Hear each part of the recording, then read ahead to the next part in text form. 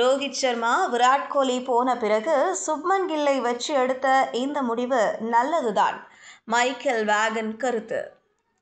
வணக்கம் செய்தி புனல் நேயர்களே.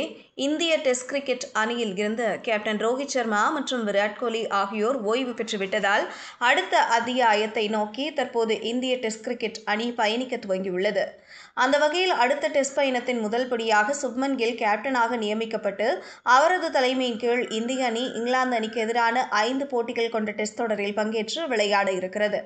இந்தியா மற்றும் இங்கிலாந்து அணிகளுக்கு இடையேயான இந்த 5 போட்டிகள் கொண்ட டெஸ்ட் கிரிக்கெட் தொடரானது எதிர்வரும் ஜூன் 20ஆம் தேதி முதல் துவங்கி நடைபெற இருக்கிறது. இதன் காரணமாக இந்திய அணி தற்போது இங்கிலாந்து சென்று தீவிர பயிற்சியை மேற்கொண்டு வருகிறது. மேலும் இந்த தொடரில் இந்திய வீரர்களின் செயல்பாடு எவ்வாறு இருக்கப் போகிறது என்பது குறித்த எதிர்பார்ப்பும் அனைவரது மத்தியிலும் அதிகரித்துள்ளது. இந்த நிலையில் இந்திய டெஸ்ட் அணியிலிருந்து ரோஹித் சர்மா மற்றும் விராட் கோலி ஆகியோர் வெளியேறியதை தொடர்ந்து புதிய கேப்டனாக சுப்மன் கில் கொண்டு வரப்பட்டது தைரியமான ஒரு முடிவு என இங்கிலாந்து அணியின் முன்னாள் கேப்டனான மைக்கேல் வேகன் தெரிவித்துள்ளார். இதுகுறித்து பேசிய அவர் கூறுகையில், இந்திய டெஸ்ட் அணியின் புதிய கேப்டனாக சுப்மன் கில் நியமிக்கப்பட்டுள்ளது மகிழ்ச்சி. அதிலும் குறிப்பாக வெளிநாட்டு மண்ணில் நடைபெற இருக்கும் இந்த தொடரில் அவரை கேப்டனாக தேர்வு செய்தது ஒரு தைரியமான முடிவு என்று கூறுவேன்.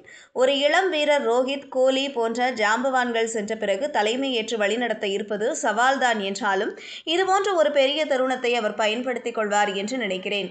சுப்மன் கில்லிடம் நிச்சயம் அதற்கான திறமை இருக்கிறது. அதேபோன்று ரிஷப் பண்ட் இந்திய அணியின் துணை கேப்டனாக செயல்பட இருக்கிறார். இது அடுத்த வருங்காலத்தின் துவக்கம் என்று நினைக்கின்றேன்.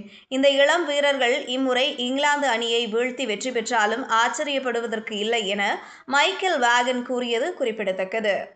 இதுபோன்ற செய்திகளை தெரிந்து கொள்ள செய்தி புனலுடன் இணைந்திருங்கள்.